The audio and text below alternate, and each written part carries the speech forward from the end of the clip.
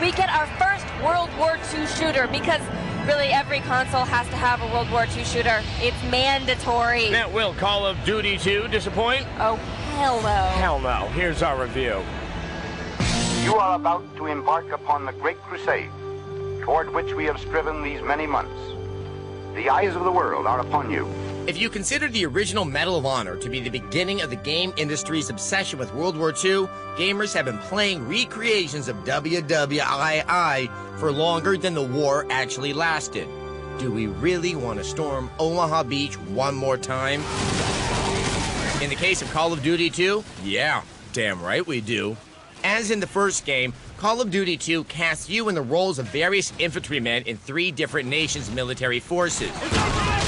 You'll start out as a Russian soldier defending Stalingrad from the onslaught of the German Wehrmacht. For the Soviet Union and for your glorious motherland! Pretty inspiring for a godless commie heathen.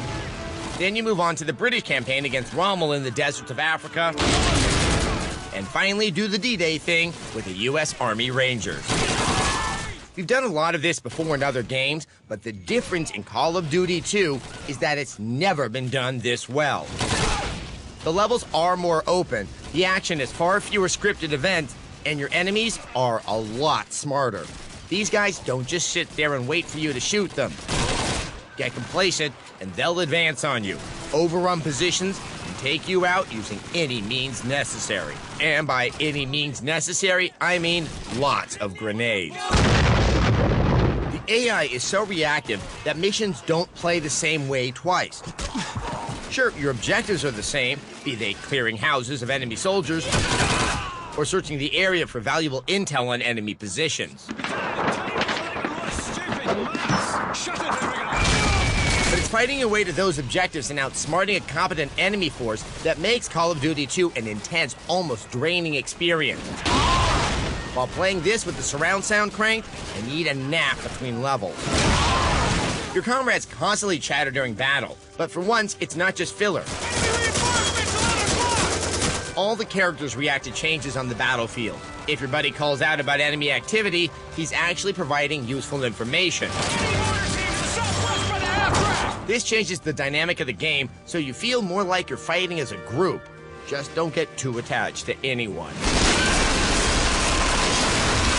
We weren't actually expecting to ever be impressed by anything involving an M1 Garand rifle again. But Call of Duty 2 is packed with set-piece battles that are bigger than just about any other war game.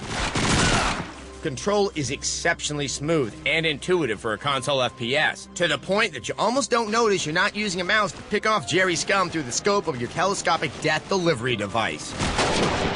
Add in an extensive online multiplayer element, and you have yourself a World War II game that, for the first time in a long time, is an absolute must-play. A 5 out of 5.